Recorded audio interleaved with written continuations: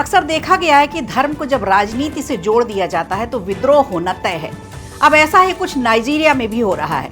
Boko हरम विद्रोह में पहले भी बड़ा नरसंहार हुआ था, हजारों लोग मारे गए थे। लेकिन अब क्या है यहाँ का पूरा मामला, बताएंगे आपको। इधर महाराष्ट्र में बड़ी सियासी हलचल देखने को मिल रही है। हलचल के पीछे क्या है शिकायतें, क्या महायुति में कुछ गड़बड़ चल रहा है, चर्चा आज इस पर भी होगी। और उत्तर प्रदेश में कौन है जो बसपा सुप्रीमो मायावती का गला घोटने की बात कह रहा है।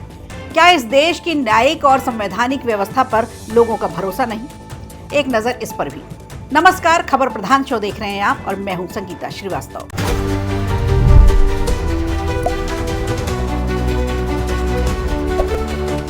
नाइजीरिया में इन दिनों बवाल मचा हुआ है। रिपोर्ट्स की माने तो नाइजीरिया के विद्रोहियों ने पहले पुलिस को निशाना बनाया और फिर पुलिस पर ताबड़तोड़ हमले कर दिए, जिसके जवाब में सैन्य बलों ने विद्रोहियों पर हमले करने शुरू कर दिए।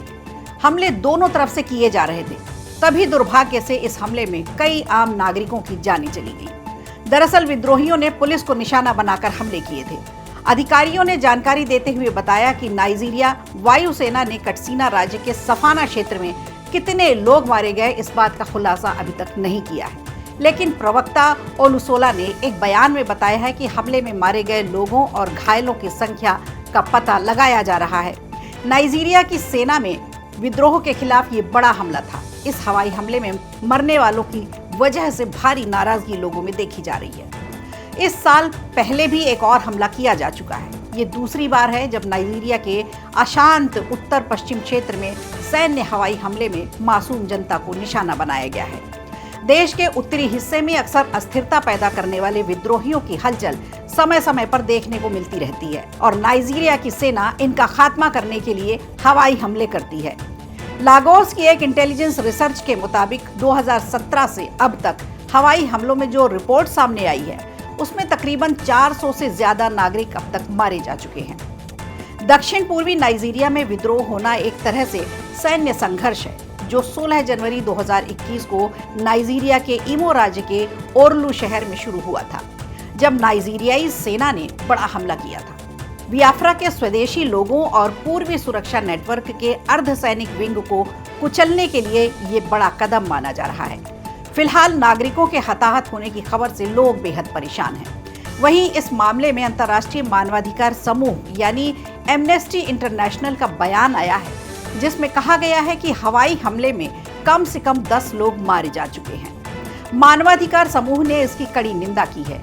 हवाई हमले को नाइजीरिया सेना की ओर से मानवाधिकारों का उल्लंघन बताया गया है और सरकार से इसकी स्वतंत्र जांच कराने का आग्रह भी किया है। तो देखा जाए तो ऐसा विद्रोह विश्व के कई देशों में हो रहा है। कारण भले ही अलग अलग हो, लेकिन नुकसान में तो सिर्फ मानवता ही रहती है।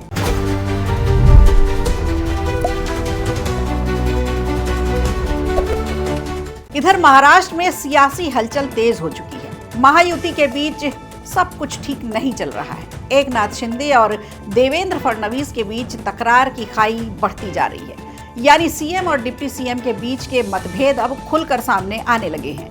ऐसा हम इसलिए कह रहे हैं जब एकनाथ शिंदे ने मेडिकल रिलीफ सेल शुरू किया, जिसका मुखिया मंगेश चिवेट और पाटिल को बनाया।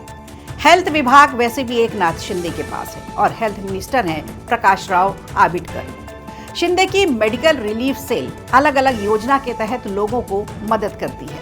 इसमें डायरेक्ट फाइनेंशियल मदद नहीं होती जैसा कि सीएम रिलीफ फंड के माध्यम से होता है। बावजूद इसके एकनाथ शिंदे के इस कदम को बगावती माना जा रहा है। इससे महायुति में मतभेद उभर आए हैं। महाराष्ट्र की सियासत में फिर हलचल है, जिसे लेकर महायुति के भीतर चल रही नाराजगी देखी जा रही है। यही नहीं, फडणवीस की बैठकों से एकनाथ शिंदे भी गायब हैं। महाराष्ट्र के सीएम फडणवीस को लग रहा है कि सीएम रिलीफ फंड होने के बावजूद शिंदे ने खुद का मेडिकल रिलीफ क्यों खोला। महाराष्ट्र की राजनीति में कोल्ड वॉर की सबसे बड़ी वजह ही इसे माना जा रहा है। इधर फडणवीस ने शिंदे गुट के 20 से ज्यादा नेताओं की सुरक्षा घटा दी है, जिससे शिंदे कैंप में नाराजगी है। अब सवाल ये उठता है कि आखिर महाराष्ट्र की पॉलिटिक्स में ये सब क्या हो रहा है। दरअसल ये खटपट नहीं, कोल्ड वॉर है। दोनों एक दूसरे से नाराज बताए जा रहे हैं। दरअसल देखा जाए तो सीएम पद के हटने के बाद से ही शिंदे सबसे ज्यादा खलबली मचाए हुए हैं। बीते कुछ दिनों से इसके संकेत मिलने लगे थे। अब इस शीत युद्ध में एक नया मोड़ आ गया है। फडणवीस के गृह विभाग ने शिंदे गुट के 20 से ज्यादा ऐसे शिवसेना विधायकों की सुरक्षा में कटौती की है जो विधायक तो हैं लेकिन मंत्री पद उनके पास नहीं है। इनकी सुरक्षा Y+ श्रेणी से घटाकर सिर्फ एक कांस्टेबल की कर दी गई है। कुछ अन्य शिवसेना नेताओं की सुरक्षा भी वापस ले ली गई है। आपको बता दें, शिंदे कैंप के विधायक जब उद्धव गुट छोड़कर आए थे तो सभी को Y कैटेगरी की सुरक्षा दी गई थी। एक और बात यह भी देखने की है कि क्या सिर्फ शिंदे गुट के नेताओं के ही पर कतरे गए हैं, तो फिर सीएम फडणवीस के इस फैसले पर संतुलन बनाने की कोशिश भी है। कुछ भाजपा नेता और अजीत पवार के नेतृत्व वाले एनसीपी नेताओं की भी सुरक्षा घटाई गई है। इनकी संख्या भी शिंदे गुट के नेताओं से कहीं ज्यादा है। दरअसल उद्धव ठाकरे के खिलाफ बगावत कर सीएम बनने के कुछ महीने बाद शिंदे गुट के विधायकों और सांसदों को अक्टूबर 2022 में Y सुरक्षा कवर दिया गया था और हालात सामान्य होने के बाद इन्हें वापस ले लिया गया। लेकिन गुटबाजी बढ़ेगी तो महायुति में महाभारत की आसार जरूर हो सकते हैं, जिसका असर सरकार पर भी पड़ेगा। हालांकि पूरे मामले में दोनों ओर से अभी मौन चल रहा है।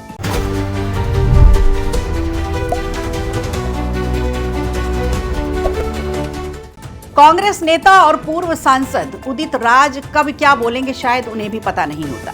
अक्सर अपने बयानों से अपनों को ही दुखी कर जाते हैं। अब बसपा प्रमुख मायावती से उन्हें भारी परेशानी है, जिसे लेकर उदित राज ने एक विवादित बयान दे डाला है। दरअसल लखनऊ में एक पीसी चल रही थी और इसी मंच से उदित राज ने बसपा प्रमुख पर जमकर निशाना साधा। उन्होंने कहा, मायावती का गला घोंटने का समय आ गया है। अब ये कैसा बयान है जो नेताजी के मानसिक दिवालियापन को बता रहा है। राजनीतिक प्रतिद्वंदिता हो सकती है, लेकिन भाषा का घटिया स्तर आपके स्तर को भी बताता है। इस टिप्पणी से मायावती के भतीजे और बसपा के नेशनल कोऑर्डिनेटर आकाश आनंद अपनी बुआ मायावती के खिलाफ कांग्रेस नेता उदित राज की विवादित टिप्पणी से बेहद नाराज हैं। आकाश आनंद ने यूपी पुलिस से 24 घंटे के अंदर उदित राज को गिरफ्तार करने की अपील कर डाली है। आकाश आनंद ने एक्स हैंडल पर लिखा है, अपने स्वार्थ में मान्यवर साहेब के मिशन को भूलकर ये चमचा आज देश के करोड़ों दलित, शोषित, वंचित गरीबों को राजनीतिक ताकतों के साथ सामाजिक और आर्थिक मुक्ति दिलाने वाली मायावती को गला घोंटने की धमकी दे रहा है। आकाश आनंद ने कहा, यूपी पुलिस 24 घंटे में इन अपराधियों को गिरफ्तार कर कानून के तहत कड़ी से कड़ी सजा दिलाए, नहीं तो देश का बहुजन युवा चुप बैठने वाला नहीं है। एक तरह से आकाश की ये भी धमकी है। इसके पहले भी वो मायावती पर जुबानी हमले करते रहे हैं। आपको बता दें, आकाश आनंद को मायावती ने नेशनल कोऑर्डिनेटर के साथ बसपा का उत्तराधिकारी भी घोषित कर रखा है, लेकिन मायावती ने एक्स पर यह भी लिखा है कि उनका उत्तराधिकारी वही होगा जो तकलीफें उठाकर आखिरी सांस तक लड़ सके। इसे मायावती के भतीजे आकाश आनंद के लिए भी अल्टीमेटम माना जा रहा है। इसके बाद से ही अब आकाश आनंद अपनी बुआ मायावती के लिए सड़कों पर उतरने को तैयार हैं। अब देखना होगा कि आकाश अपनी इस अग्नि परीक्षा में कितने सफल हो पाते हैं। खबर प्रधान में आज के लिए इतना ही। दीजिए इजाजत, नमस्कार। वीडियो अच्छा लगा हो तो लाइक कीजिए, शेयर कीजिए और कमेंट बॉक्स में हमें जरूर बताइए।